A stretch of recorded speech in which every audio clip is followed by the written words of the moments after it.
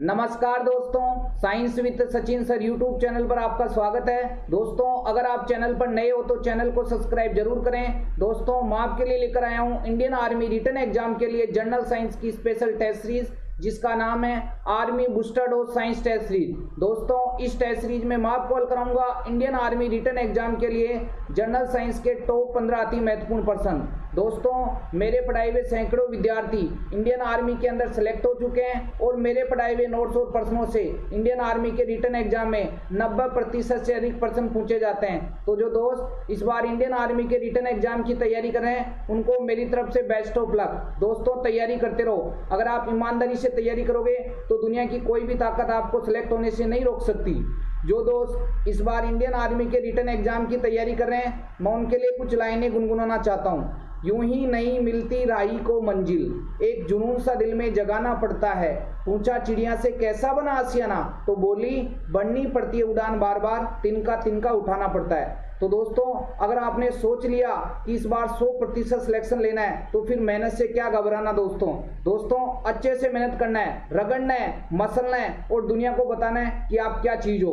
तो दोस्तों, आज इस वीडियो में मैं आपको कॉल करूंगा army booster dose science test series का टेस्ट नंबर 16। जिन विद्यार्थियों ने army booster dose science test series के पिछले 15 टेस्ट के वीडियो नहीं देखे हैं तो नीचे डिस्क्रिप्शन बॉक्स में लिंक दिए हुए हैं, वहां जाकर जरूर देखें। दोस्तों, ये प्रश्न आपकी इंडियन आर्मी रिटन एग्जाम के लिए काफी इंपॉर्टेंट है। तो दोस्तों, शुरू करते हैं army booster dose science test series का टेस्ट नंबर 16 का फर्स्ट धमाकेदार वाला प्रश्न है। दोस्तों, काफी इंपॉर्टेंट और काफी धमाकेदार वाले प्रश्न है। सभी प्रश्नों को लिखना है और बार बार रिवीजन लगाना है। और जो दोस्त चैनल पर नए हैं वह चैनल को भी सब्सक्राइब करें, जिससे आने वाले न्यू वीडियो के बारे में आपको नोटिफिकेशन प्राप्त हो सके। तो स्टार्ट करते हैं फर्स्ट धमाकेदार वाला प्रश्न।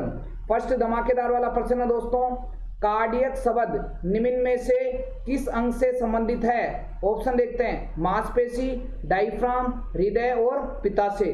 तो दोस्तों, आपको याद रखना है कि कार्डियक शब्द हमेशा हृदय के लिए काम में लिया जाता है। तो फर्स्ट का करेक्ट आंसर क्या हो जाएगा रे? सी हो जाएगा। अब मैं आपको एक्स्ट्रा इंपोर्टेंट प्रश्न दे रहा हूं। जैसे देखिए, आपको याद रखना है हृदय को इंग्लिश में क्या बोलते हैं? हार्ट, ठीक है। और इसे दिल भी बोलते हैं। अरे क्या बोलते हैं? दिल भी बोलते हैं। आपका दिल धड़कता है ना? हाँ जी। तो हृदय या दिल का अध्ययन क्या कहलाता है? कार्डियोलॉजी। अरे क्या कहलाता है? हृदय या दिल का अध्ययन कार्डियोलॉजी। एक्स्ट्रा इंपोर्टेंट प्रश्न दे रहा हूं। एक स्वस्थ मनुष्य का हृदय 1 मिनट में कितनी बार धड़कता है? 72 बार धड़कता है। और ये याद रखना है कि हृदय मांसपेशीय संरचना है। अरे कैसी संरचना है? मांसपेशीय संरचना है, मसल से मिलकर बना होता है। और एक बात और याद रखना ना कि हृदय धड़कन को सुनने के लिए डॉक्टर स्टेथोस्कोप उपकरण काम में लेता है। स्टेथोस्कोप उपकरण काम में लेता है। तो मैंने आपको एक्स्ट्रा इंपोर्टेंट प्रश्न दिए, मैं दोबारा रिपीट कर देता हूं। दोस्तों, आपको याद रखना है। दोस्तों, मेरा जो उद्देश्य है वो यही है कि आपकी इंडियन आर्मी के रिटन एग्जाम के अंदर एक भी प्रश्न साइंस का गलत नहीं होना चाहिए। तो दोस्तों, इन सभी प्रश्नों का बार बार रिवीजन लगाना है। तो देखिए, कार्डियक जो शब्द है वो हृदय या हार्ट के लिए यूज होता है। और एक्स्ट्रा इंपोर्टेंट प्रश्न है कि जो हृदय है या हार्ट है या दिल है, उसका अध्ययन कार्डियोलॉजी कहलाता है। और एक स्वस्थ मनुष्य का हृदय 1 मिनट में 72 बार धड़कता है। और हृदय एक मांसपेशीय संरचना है। और हृदय धड़कन को सुनने के लिए डॉक्टर स्टेथोस्कोप उपकरण काम में लेता है। ठीक है, नेक्स्ट इंपोर्टेंट प्रश्न पे चलते हैं दोस्तों। प्रश्न संख्या सेकंड है दोस्तों, तत्व चांदी का प्रतीक क्या है? ऑप्शन देखते हैं, SI, AG और C और S। तो देखिए दोस्तों, चांदी का प्रतीक क्या होता है दोस्तों? तो आपको याद रखना है कि चांदी का प्रतीक क्या होता है? AG। अरे चांदी का प्रतीक क्या होता है? AG, ठीक है। तो सेकंड का करेक्ट आंसर क्या हो जाएगा? B हो जाएगा। अब जो भी बच्चे वीडियो को देख रहे हैं, मेरे प्यारे भावी फौजी, ये सारे कमेंट बॉक्स में कमेंट करके बताने वाले हैं कि चांदी की परमाणु संख्या कितनी होती है। देखते हैं इस प्रश्न का जवाब किस किस को सही आता है। हाँ जी, आप सारे भाई लोग कमेंट बॉक्स में कमेंट जरूर करें कि चांदी की परमाणु संख्या कितनी होती है। ठीक है, नेक्स्ट इंपोर्टेंट प्रश्न पे चलते हैं। प्रश्न संख्या थर्ड है दोस्तों। हाँ जी, निम्न में से कौन सा तत्व दहन के लिए आवश्यक नहीं है? ऑप्शन देखते हैं, O2, CO2, ऊष्मा और ईंधन।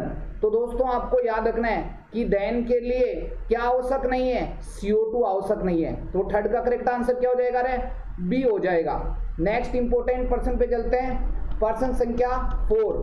पर्सन संख्या 4 है दोस्तों, हाँ जी पर्सन संख्या 4 है, पौधों को प्रोटीन निर्माण हेतु किस खनिज की आवश्यकता होती है? ऑप्शन देखते हैं, आयोडीन, पोटेशियम, नाइट्रोजन और कैल्शियम।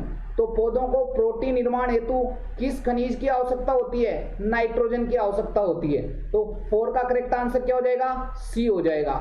नेक्स्ट इंपोर्टेंट पर्सन पे चलते हैं, पर्सन संख्या 5। पर्सन संख्या 5 है दोस्तों, हाँ जी पर्सन संख्या 5 है, एक पारिस्थितिकी तंत्र में ऊर्जा किस दिशा में प्रवाहित होती है? ऑप्शन देखते हैं, बहुदिशीय, द्विदिशीय, एक दिशीय और चक्रीय। तो दोस्तों आपको याद रखना है कि एक पारिस्थितिकी तंत्र में ऊर्जा सदैव एक दिशा के अंदर प्रवाहित होती है। ठीक है, काफी इंपॉर्टेंट बात है कि इकोसिस्टम में ऊर्जा का प्रवाह हमेशा एक दिशीय होता है। तो 5 का करेक्ट आंसर क्या हो जाएगा? रे सी हो जाएगा। नेक्स्ट इंपोर्टेंट पर्सन पे चलते हैं, पर्सन संख्या 6।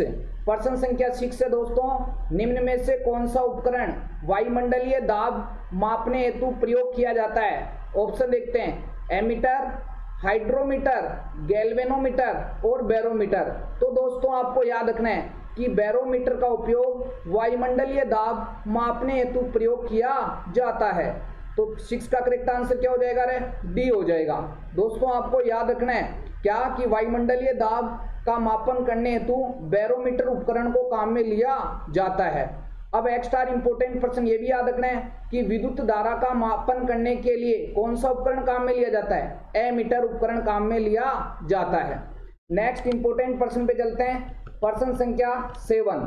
पर्सन संख्या 7 है मेरे प्यारे भावी फौजियों, सोडियम बाइकार्बोनेट, ठीक है, जिसका रासायनिक सूत्र होता है NaHCO3 का सामान्य नाम क्या है? हमारे को प्रश्न ये पूछना चाह रहा है कि सोडियम बाइकार्बोनेट का सामान्य नाम क्या है? ऑप्शन देखते हैं, धोने का soda, baking soda, bleaching powder, इनमें से कोई नहीं। तो दोस्तों आपको याद रखना है कि सोडियम बाइकार्बोनेट जिसका रासायनिक सूत्र होता है NaHCO3, इसका सामान्य नाम क्या होता है? इसे बेकिंग सोडा या इसे खाने का सोडा कहा जाता है। ठीक है, काफी इंपोर्टेंट बात है, बेकिंग सोडा या खाने का सोडा या इसे मीठा सोडा भी कहा जाता है। अरे क्या कहा जाता है? मीठा सोडा भी कहा जाता है। तो ये काफी धमाकेदार वाला प्रश्न है कि खाने का सोडे का रासायनिक सूत्र क्या होता है? NaHCO3 और खाने के सोडे का रासायनिक नाम क्या होता है? Sodium bicarbonate. और प्रश्न आपको घूमकर ये पूछ लिया कि बताइए सोडियम बाइकार्बोनेट जिसे NaHCO3 कहा जाता है, इसका सामान्य नाम क्या है? तो याद रखना है, इसे बेकिंग सोडा, खाने का सोडा या मीठा सोडा कहा जाता है। तो 7 का करेक्ट आंसर क्या हो जाएगा? रे बी हो जाएगा। नेक्स्ट इंपोर्टेंट पर्सन पे चलते हैं, पर्सन संख्या 8। पर्सन संख्या 8 है दोस्तों, मस्तिष्क का क्या कार्य है? ऑप्शन देखते हैं, सोचना, शरीर का संतुलन बनाए रखना, ए व बी दोनों और केवल ए। तो दोस्तों आपको याद रखना है, मस्तिष्क का कार्य सोचना भी होता है और शरीर का संतुलन बनाए रखना भी होता है। तो इसका करेक्ट आंसर है ए व बी दोनों। तो 8 का करेक्ट आंसर क्या हो जाएगा? रे सी हो जाएगा। नेक्स्ट इंपोर्टेंट पर्सन पे चलते हैं, पर्सन संख्या 9। पर्सन संख्या 9 है दोस्तों, पेनिसिलिन क्या है?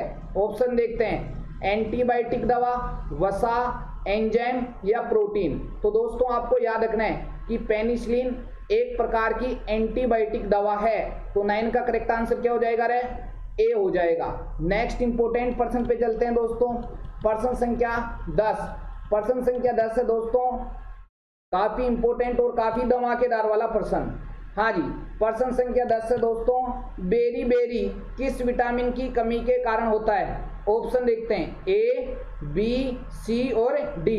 तो जो बेरी बेरी रोग होता है ये विटामिन B1 या बी की कमी से होता है। तो 10 का करेक्ट आंसर क्या हो जाएगा? रे बी हो जाएगा। ठीक है, और ये भी याद रखना है कि विटामिन B1 का रासायनिक नाम क्या होता है? थायमीन होता है। क्या होता है? थायमीन होता है। नेक्स्ट इंपोर्टेंट पर्सन पे चलते हैं, पर्सन संख्या 11। पर्सन संख्या 11 है दोस्तों, काफी धमाकेदार वाला पर्सन। सूर्य ग्रहण होता है, कब होता है सूर्य ग्रहण? जब पृथ्वी सूर्य और चंद्रमा के बीच आती है, चंद्रमा सूर्य और पृथ्वी के बीच आता है, संकट के दौरान और सूर्य, चंद्रमा और पृथ्वी के बीच आती है। तो दोस्तों आपको याद रखना है कि सूर्य ग्रहण कब होता है, जब चंद्रमा सूर्य और पृथ्वी के बीच में आता है। तो 11वीं का करेक्ट आंसर क्या हो जाएगा रे, बी हो जाएगा। नेक्स्ट इंपोर्टेंट प्रश्न पे चलते हैं। प्रश्न संख्या 12। प्रश्न संख्या 12 है, कौन सा मौलिक कण जो प्रोटॉन और इलेक्ट्रॉन के अलावा परमाणु का गठन करता है। ऑप्शन देखते हैं, न्यूरॉन, फोटोन, न्यूट्रॉन और आयन। तो दोस्तों इस प्रश्न का सॉल्यूशन मैं आपको डिटेल से बता देता हूं।